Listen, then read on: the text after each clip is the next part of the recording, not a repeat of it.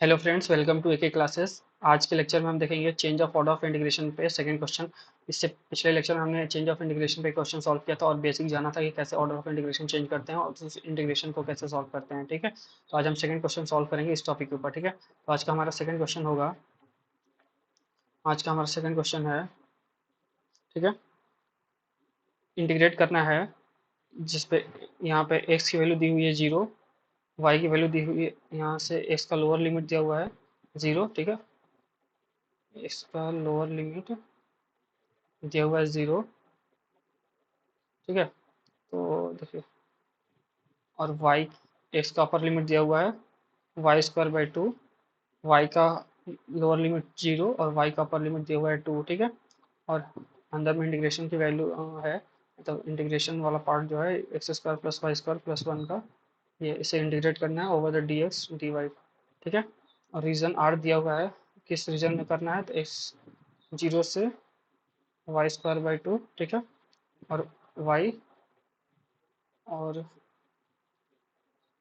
Y का reason दिया हुआ है 0 से 2। ठीक है, तो ऐसे क्वेश्चन सॉल्व करने के लिए मैंने पिछले लेक्चर में भी बताया था कि पहले ग्राफ बनाते हैं, फिर ऑर्डर को चेंज करना। ऑर्डर को चेंज करना मतलब यहाँ पर कैसे दिया हुआ है, पहले डीएक्स के रिस्पेक्ट में फिर डीवाई के रिस्पेक्ट में इंटीग्रेशन, मतलब इस पार्ट को पहले डीएक्स के रिस्पेक्ट में इंटीग्रेशन करिए, फिर वो डीवाई के रिस्पेक्ट में, मतलब पहले एक्स के रिस्पेक्ट में इंटीग्रेशन करिए, फिर वाई के रिस्पेक्ट में इंटीग्रेशन करिए, और यहाँ एक्स की लिमिट दी हुई है, लोअर लिमिट, और दोनों की अपर लिमिट दी हुई है, और ये रीजन दिया हुआ है। ठीक है, तो जब भी ऑर्डर ऑफ इंटीग्रेशन चेंज करना था सबसे पहले ग्राफ बनाएंगे, क्योंकि बिना ग्राफ बनाए ऑर्डर ऑफ इंटीग्रेशन के क्वेश्चन को सॉल्व नहीं किया जाता था, क्योंकि बहुत मुश्किल हो जाएगी फिर, क्योंकि हमें ऑर्डर ऑफ इंटीग्रेशन मतलब क्या, लोअर लिमिट को अपर लिमिट को चेंज करना होगा इन दोनों को। ठीक है, और यहाँ पे डी वाई को पहले लिखना होगा और डी एक्स के, मतलब पहले वाई के रेस्पेक्ट में करना होगा फिर एक्स के रेस्पेक्ट में करना होगा। तो पहले हम ग्राफ बनाएंगे। ठीक है, ये रीजन जो भी दिया हुआ है, ये रीजन, ये फर्स्ट रीजन और सेकंड रीजन, ये दोनों रीजन का ग्राफ बनाएंगे, और इन दोनों के बीच में जो एरिया बाउंड होगी उसको शेडेड करेंगे, शेडेड करके फिर लिमिट चेंज करेंगे और फिर इंटीग्रेशन की वैल्यू फाइंड करेंगे। ठीक है, तो चलिए इसका हम सॉल्व करते हैं। ठीक है, तो पहले हम इसका ग्राफ बनाएंगे इस क्वेश्चन को सॉल्व करने के लिए। ठीक है, तो देखिए, ग्राफ बनाते हैं। ठीक है, पहले एक्स एक्स एक्सिस। ठीक है, ठीक है, और फिर वाई एक्सिस, ये वाई एक्सिस और फिर एक्स एक्सिस। ठीक है, तो देखिए यहाँ पर पहले हम वैल्यू को यहाँ लिख लेंगे, क्या क्या है। एक्स इज इक्वल टू 0 है, x is equal to y square by 2 है, ये कहाँ से आया, इधर से आया। ठीक है, ये वाला पार्ट, एक्स इक्वल टू 0 ये पार्ट हो गया, x equal to y square by 2 ये हो गया। ठीक है, सिमिलरली वाई इक्वल टू 0 और वाई इक्वल टू 2। ठीक है, क्योंकि ये ग्रेटर देन इक्वल टू है ना, जब इक्वेशन लिखेंगे तो इक्वल टू वाला पार्ट लेंगे। ठीक है, और जब ग्रेटर देन वाला पार्ट कब लेंगे, जब एरिया को देखना होगा कि ऊपर की तरफ लेना है या नीचे की तरफ वाला एरिया बाउंड करना है, वो ग्रेटर देन वाला उसमें यूज करेंगे। ठीक है, तो यहाँ से क्या आ जाएगा, हमारा इक्वेशन आ जाएगा y equal to 0 and y equal to 2।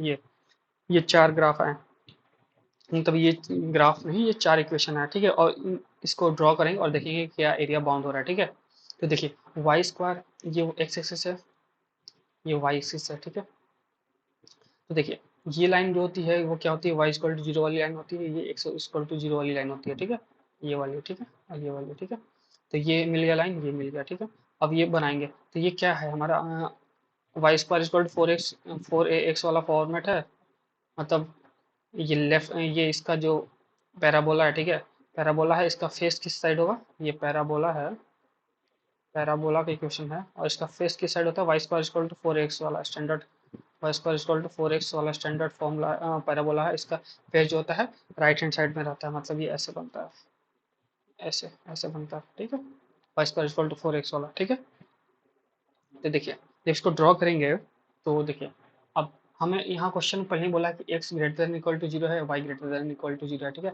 तो नेगेटिव पार्ट में तो पैराबोला को बनाने की जरूरत नहीं है। देखिए, क्योंकि ये देखिए, मान लीजिए x एक्सिस है, ये y एक्सिस है, तो ये तो नेगेटिव पार्ट होता है, ये नेगेटिव पार्ट होता है y का, ये x का नेगेटिव पार्ट होता है, सिर्फ पॉजिटिव वाला पार्ट बनाना है ना, क्योंकि यहाँ पे बोला है ना ग्रेटर देन इक्वल टू 0, यहाँ पर ये x greater than equal to 0 है, x greater than equal to 0 है, और y greater than equal to 0 है। ठीक है, ये, ठीक है, तो सिर्फ पॉजिटिव वाला पार्ट लेंगे, सिर्फ पॉजिटिव वाला पार्ट लेंगे, मतलब सिर्फ अपवर्ड पैराबोला बनाएंगे, डाउनवर्ड पैराबोला बनाने की जरूरत नहीं है। ठीक है, तो देखिए अपवर्ड पैराबोला ऐसे बना लिया। ठीक है, अब देखिए, और हमारा नेक्स्ट लाइन क्या है, y इक्वल टू 2 है, y इक्वल टू 2 है, तो y इक्वल टू 2 को जो बनाएंगे तो ये देखिए y इक्वल टू ये 0 वाली लाइन है। ठीक, ये y इक्वल टू जीरो वाली लाइन है, ठीक, ये वाली। तो y इक्वल टू वन यहाँ मान लीजिए, y इक्वल टू टू इधर कहीं मान लीजिए, यहाँ पर आएगा, ठीक है। तो y इक्वल टू टू, तो इस y इक्वल टू टू वाली लाइन को ड्रॉ कर लेंगे, y इक्वल टू टू वाली लाइन को, ठीक है, ठीक है, ये हो गया y इक्वल टू टू वाली लाइन, ठीक। अब कौन सी लाइन बची है हमारे पास, तो ये y equal to two line बना लिया, पैराबोला बना लिया, x equal to y equal to zero, x equal to zero, ये चारों बना लिया। तो रीजन क्या बाउंड हो रहा है हमारे, हमारा जो रीजन बाउंड हो रहा है वो हमारा ये रीजन बाउंड हो रहा है, ये वाला रीजन, ये रीजन देखिए, जिसको मैं पिंक कलर से दिखा रहा हूँ, ये रीजन बाउंड हो रहा है, ठीक है हमारा।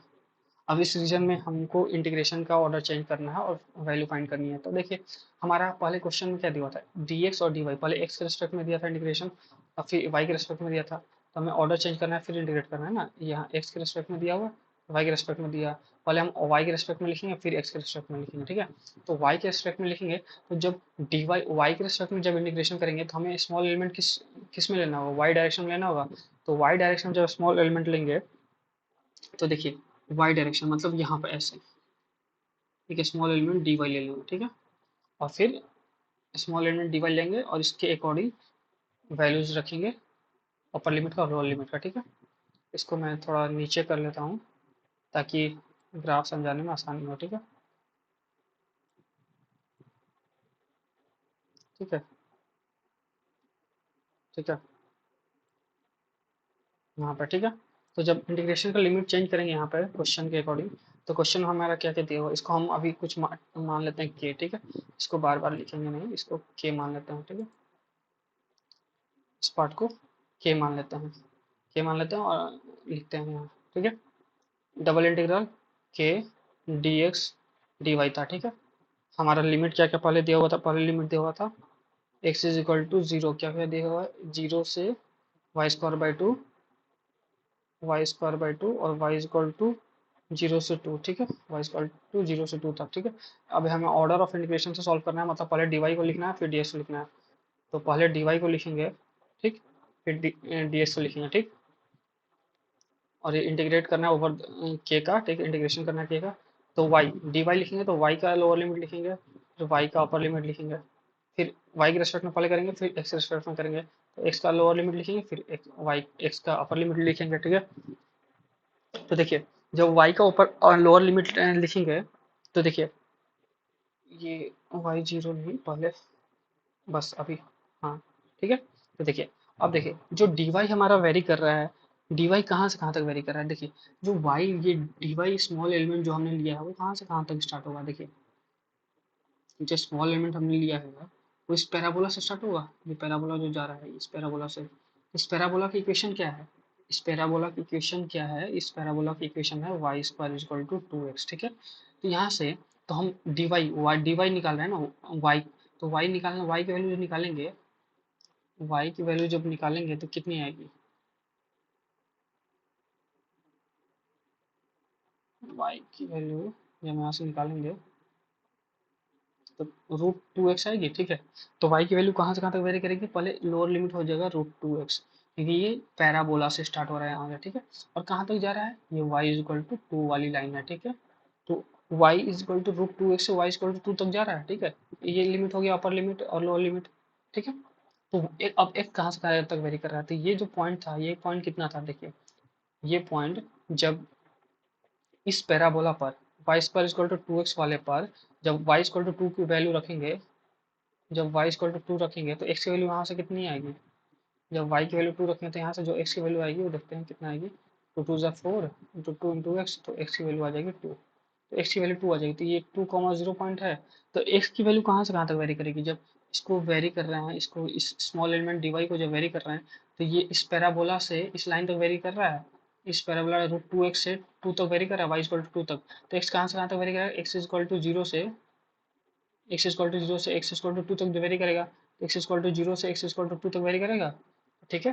तो और अब इसको हमने ऑर्डर ऑफ इंटीग्रेशन ऐसे चेंज कर लिया, पहले देखा, पहले हमने चेंज किया, पहले डी एक्स डी वाई था, फिर हमने डी वाई और D x, order of integration change हो गया। अब इसको सॉल्व कर लेंगे, ठीक है।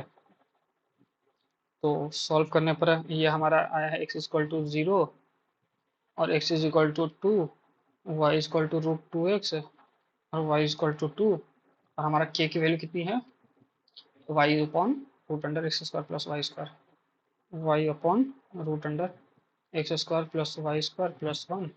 ठीक है, ये डी वाई डी एक्स, पहले वाई के रेस्पेक्ट में इसको इंटीग्रेट करेंगे और फिर बाहर में एक्स के रेस्पेक्ट में इंटीग्रेट करेंगे। इसको सॉल्व करने पे जो हमारा वैल्यू आएगा वो आएगा 5/4 log 5 - 1, ये आंसर आएगा। ठीक है, और इंटीग्रेशन कैसे सॉल्व करना है ये आप लोग जानते ही हैं, और अगर नहीं जानते हैं तो मैं वीडियो का लिंक डिस्क्रिप्शन में डाल दूंगा। मैंने स्टार्टिंग बताया था कैसे इंटीग्रेशन को सॉल्व करते हैं। ठीक है, तो इसको सॉल्व करेंगे। ठीक है, और पहले y के लिमिट रखेंगे, y के रेस्पेक्ट में सॉल्व करेंगे, फिर x के रेस्पेक्ट में सॉल्व करेंगे, अपर लिमिट लोअर लिमिट रख के वैल्यू निकाल देंगे, तो ये हमारा आंसर आएगा। ठीक है, सिमिलरली इसके अब नेक्स्ट लेक्चर में देखेंगे कि एक और क्वेश्चन की ऑर्डर ऑफ इंटीग्रेशन पे कैसे सॉल्व करते हैं, एक और नेक्स्ट क्वेश्चन। ठीक है, तो आज के लिए इतना ही। थैंक यू, मिलते हैं नेक्स्ट वीडियो में एक नए क्वेश्चन के साथ जिसमें हम सॉल्व करेंगे change of order of integration पे एक नया क्वेश्चन। ठीक है, आज के लिए इतना ही, थैंक यू।